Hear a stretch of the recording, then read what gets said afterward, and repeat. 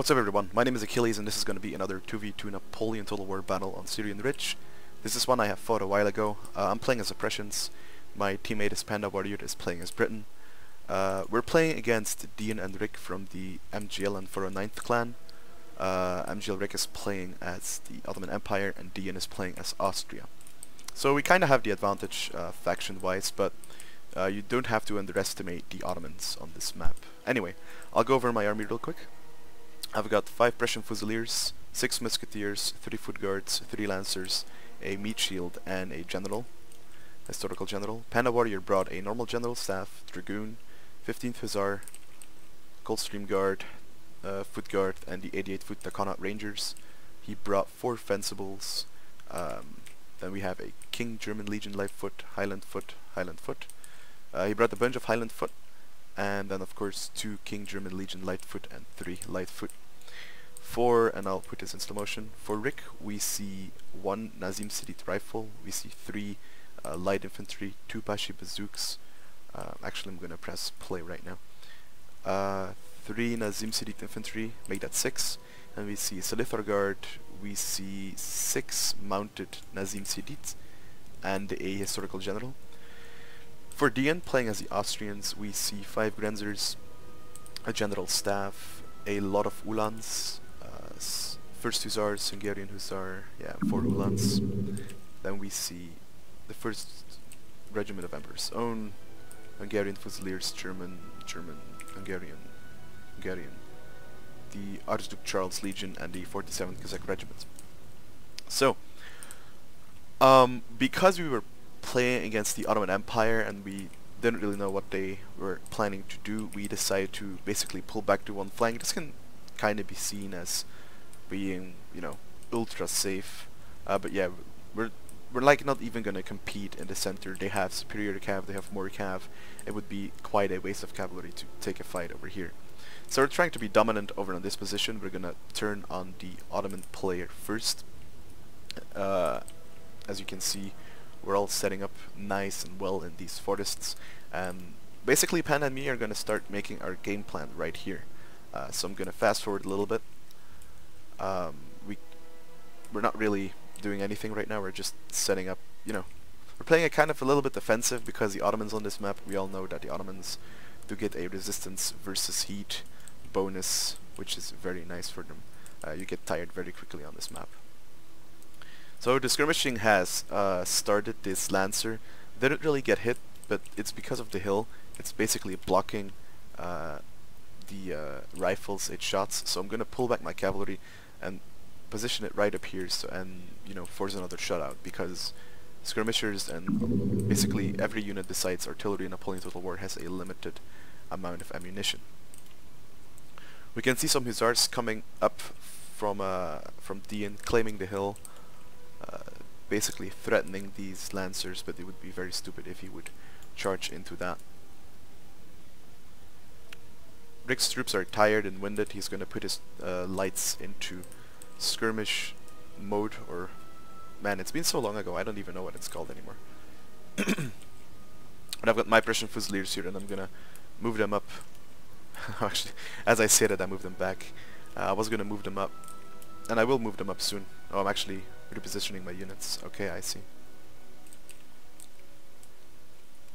As you can see right here, running up my Lancers, baiting out another shot, and then just holding ground there. Rick is gonna put them on fight at will off, so he's not gonna waste any more shots into the hill. That's something you always need to be aware of. You always need to check if you position your troops somewhere. You gotta, you know, you gotta see if you can actually hit the target. Otherwise, you would just be wasting ammo. And he sees that right now. He's gonna correct his mistake, and he's just gonna fall back and find another place for this skirmisher. I ran around the back with 2 of my with 2 units, a Musketeer and a Prussian Fusilier, but I'm also kind of shifting over my Foot Guards, as I kind of want to take an engagement over on this side of the battlefield, while Dian is slowly but surely, you know, making its way towards our kind of defensive position. We're playing, I mean, we're playing very defensive, but we're not really camping. We're definitely not corner camping, because that would be if we used the red lines so that they are not able to flank us. Anyway, I noticed that Rick pulled back his rifles, so I can pull back my lancers just back into reserve, into the safe zone. And while I'm doing that, nothing much else is happening on the field. So I'm just gonna, keep it on fast forward, see when something happens. We see that Dean is pushing up with his Austrian Grenzers. Not really the best line infantry, but in the forest it doesn't really matter. They'll do fine anyways, as I said, as does every unit in the forest. I'm gonna be moving up my Prussian Fusiliers. I'm gonna commit to an engagement. Over here in the forest, not really losing anything. This one over here, this Prussian Fusilier definitely took quite a beating. I also had an attack order on it, so it's gonna get shot up pretty badly. In the meantime, also Dean is gonna try and move up to harass this skirmisher right here. Yeah, and I'm just gonna pull back with this Prussian Fusilier. I basically lost like almost 50% of the unit, but I'm also doing quite a lot of damage with my own, lights over here, also hitting units in the back. Already 5 down. That's quite a lot. Alright, so this unit, I'm going to position it back into the forest and use it defensively. I'm probably going to switch it around with this one as well. Over here I'm shooting at Dean's lights, he's returning the favor. I'm just going to turn the light over here, and this is just going to be a long engagement.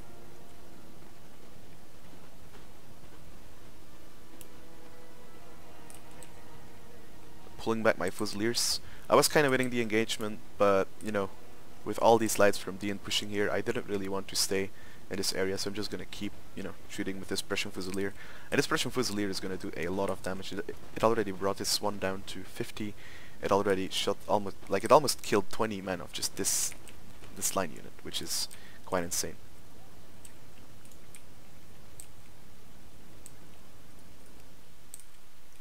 Right, I'm gonna fast forward again. We see that Rick actually is going to help Dean. He sent over 2 cavalry to his side, and Dean is slowly but surely closing in with a wave-like formation. First the Grenzers, then the Hungarian Fusiliers, and then of course the cavalry. Panda Warrior is going to move up, kind of make sure that we're prepared for any incoming attacks. As in the meanwhile, Rick has sent over 3 of these mounted Nazim Sidid infantry over on this side. He's going to be pushing up, so we're of course the attack is not going to happen from the center. The attack will either happen from this side or this side, but we're not going to give them time to basically attack, because we are going to go on the offensive ourselves very quickly, kind of spoiling the game. But yeah, so he noticed he is losing a lot of men right here, down to 36, down to 93. This Prussian Fusilier, for losing only 11 men, it did a lot of damage. So Rick is going to be falling back. He's going to sit behind this ridge, very smart. That way my light infantry cannot shoot at his, but his can also shoot at mine. But in this case it is an advantage for him. And then over here, right now, I feel like Rick kinda overextended, and we wanted to capitalize on that. Panda was like, alright Achilles, just send your cav, send your lines, I'll send my cav as well. And so right now we're committing to an engagement. I'm trying to harass these Nazim Sidid infantry. Actually going to be able to charge this one and not losing a lot in the process. This is because whoops. This is because if we go back to the battle, and I can't really over here is a setting. Alright, so these Nazim, these mounted cav, they were positioned over here, so basically most of their shots were actually going through the forest, not really hitting a lot of my lancers. My lancers took already 2 or 3 shots and only lost 20 men out of only 15 men out of 45. He's pulling back behind, he's pulling back with this Nazim Sidid infantry behind his lines, which could be a good move, but he is in trouble right now. Simply because you could stand behind your lines and back up your infantry with your cav, but there is this ridge, so this ridge is basically going to slow this cavalry unit from running over, and is also shots that I fired at these line infantry right now will also hit that cavalry. So he's just going to keep them back in reserve, but basically 60% of this unit is not really hitting this cavalry unit, or you know, even the 15th Hussars from Britain. So I am in a really good spot right now, because basically I just made sure that he just can't fire into my troops. Panda Warrior is going to be sending in his 15th Hussars into the Nazim City infantry so that they can't fire at the Dragoons. The Dragoons are going to come in and basically smash this line infantry from the back. I also moved up my own line infantry to fire at the Nazim rifles so they could not, you know, really support the fight over here. And as of right now, you can just clearly see that all of this cavalry and all these units are isolated, while I have a very strong force. I have my 3 foot guards over here, 2 line infantry, we've got cav. We basically cut off, you know, we basically cut them off. Rick is going to commit to an attack in the center, you know, trying to divert my attention to this side so that, you know, to relieve the pressure on this side. I'm just going to simply send forward my Landwehr and I'm going to shoot it. And, you know, right now the engagement is, you know, kind of starting on all fronts. You can see that Rick is starting to push down the center. We're basically cleaning up this flank. And it's not really a bad idea to basically charge our contingent right now, simply because we have so many troops over here that we can't use over here, and all my elite units are over here as well. So I just gotta stay defensive here. We just gotta hold on. But they're committing to an attack, sending in another Bashi bazooka, kind of as a meat shield, you know, to make sure the line infantry and the lights can advance. I'm gonna send in my cavalry because I just want my infantry to keep firing. Killing a lot of these Bashi bazookas are going down very quickly. Dian also started the engagement over here against Panda Warrior, but you know, really just stood still for the most while. Like maybe he could have just flanked around or anything. Over on this side of the battle, we cleaned up Rick's forces with minimal casualties. I didn't really lose a lot of men in, like on my foot guards. I did quite a bit on this line infantry unit, and I lost maybe 2 cav, but that's completely worth it. We destroyed 2 line infantry, a rifle, some cav, like 3 cavalry units. That's quite a big. It's quite a big deal. I sent for my Landwehr to charge his lights and to silence his lights. He charged it with a Solither Guard. Now he's going to push through and charge into the Prussian Fusiliers. I'm going to pull them back. I'm going to form square formation, just standard things right here. And the Solither Guard will be is going to go down very quickly.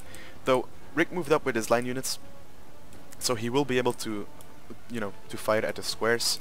So I'm just very quickly gonna, you know, go out of the square, fall back, sending back my lights,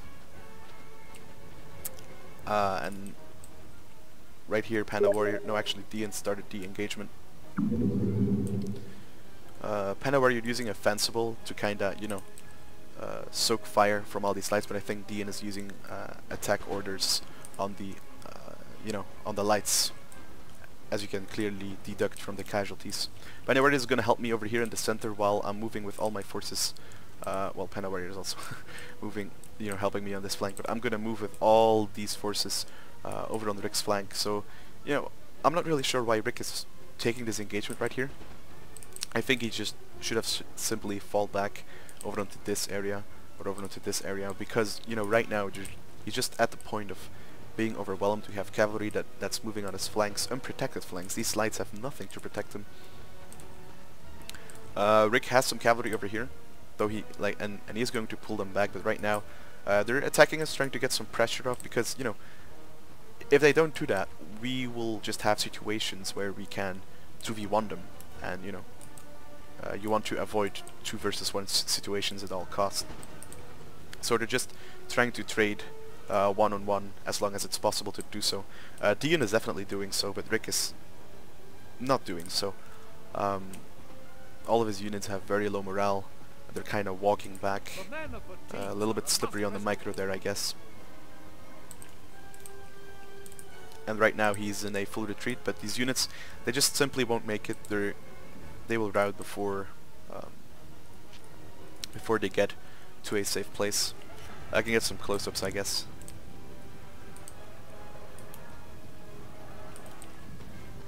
There we go. Running my troops forward and shooting these units in the back definitely also, you know, puts in its weight on their morale. You can see this line unit just shattered. This light infantry is just running away, and all these units basically have routed for Rick. He was only able to, you know, retreat with this Nazim City infantry unit. But right now we have a massive opportunity over here. We can just flank around with a lot of units, basically with the whole army, and that's what I aim to do. I'm going to flank around and, you know, take this hill from this side. So I'm gonna fast forward a bit, because right now I just order my troops, you know, to just keep flanking. Basically my entire army, though I am keeping my foot guards in the back, because there is a very crucial point in this battle right now.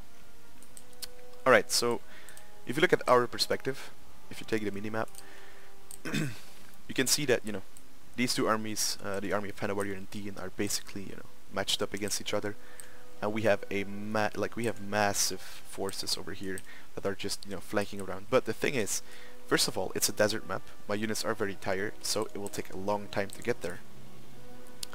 From, you know, our opponent's perspective, they basically Dean now has one choice. He either, you know, Dean and Rick have either, you know, two choices. One choice is they can back up, they can form a complete line and make sure that, you know, we don't really attack them from a flank. So they could fall back to some point where we can't really, you know, flank them, can't really get 2-on-1 situations, and try to win from there. Or, because, like, Dean and Rick know that this army will take a while before it gets here, before, you know, it can flank, and so that's why Dean, like the other option for Dean is to just engage Panda right now with full force. Try to, you know, take out Panda, mess around him. I don't care, but, you know, take care of this army and then face my army when it's, you know, when it finally comes around. And that's exactly what Dean's doing here. So, you know, both choices are not, you know, the correct or the wrong ones. You know, both choices are valid, but I think this one, like in particular, the fact that he decided to engage was just clearly because, you know, my army was so far off. He could just strike Panda with full force with all the cav, and you know, work from there. Rick is going to support him. He's going to be sending his cavalry around. He's going to be sending his lines in front. We can see that the light infantry of Panda Warrior gets charged. Panda Warrior is not retreating his light infantry. I am. But that also means that these light foot, you know, that these foot can get, you know, nasty shots onto these Ulans. But these Ulans are not expensive, and the main thing is just to soak up shots to make way for the German Fusiliers, and, you know, to get in and get some shots off.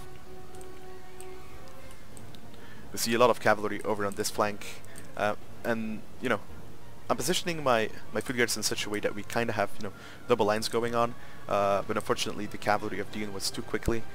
He was able to get in. Rick is also flanking, so that means that basically I'm gonna have to pull my two foot guards, you know, around. And right now Dean is striking Panda Warrior in full force. He could send these other Ulans in, which he actually will be doing right now. I'm kind of flanking around Panda Warrior as well with the remaining cavalry that he has, but over here things are spicing up. We see another wave of Ulans and cavalry coming in. Panda Warrior is going to be forced to square up again with all of his units, and, you know, when you square up with the unit, you can only fire with 25% of the unit, you know, the side that's facing the direction of the enemy. So a lot of Ulans coming in here, a lot of firepower from the Austrians. You know, basically breaking this flank right here. Panda Warrior is, you know, barely holding on his very left flank. These squares, they have to be unsquared or they're just going to be shot to pieces. These fencibles and these line infantry are, this light foot are really holding up this German Fusilier. It couldn't really shoot, you know, during all this time. Then we have the mounted Nazim Sadid from Rick coming in from the back, but we are prepared. I'm going to square up with my foot guards, and Panda Warrior has some fencibles and a fortress that I'm willing to protect with my foot guards as well. And so right now we're kind of, you know, surrounded, and, you know, that's when we decided to just go in, retake the hill, and try to, you know, strike them in the back as well. The problem is they only have cavalry in the back, so as long as we have squares, actually things will turn out okay. But Dean still has a lot of forces right here, but Panda Warrior is, you know, kind of leading him into some sort of concave, and some units, you know, will get trapped in a crossfire. Rick falling back with his remaining cavalry. Over here we're just running up the hill trying to retake it. Rick is going to square, and basically these dragoons will meet their end right there.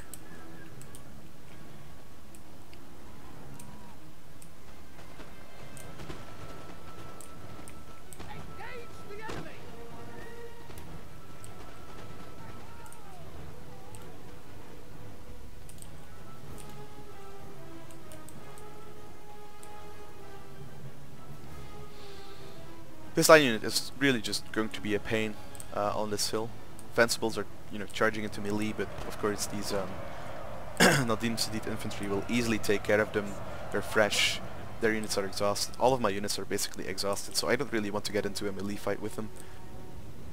So I'd rather just shoot at them. I'm gonna square up with this unit, then I'm gonna fire. No, actually gonna, you know, melee these units in the back.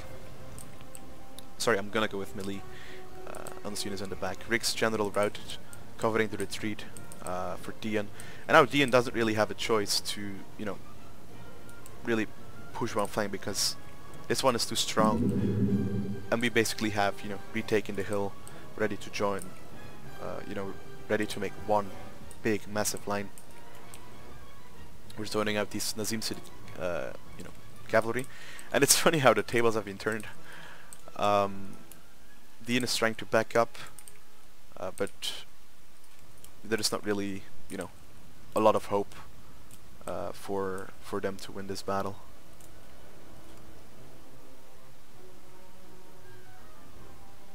This Nazim Sidid infantry really took a long time to die, but right now all these units are freed up. We can, you know, go over on this flank, and we have so many units right now.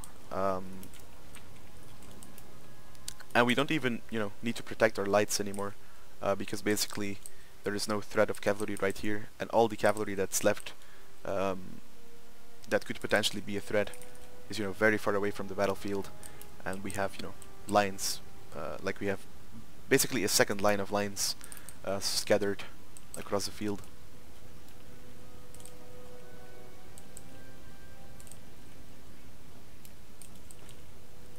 One of our units has used all its ammunition, sir.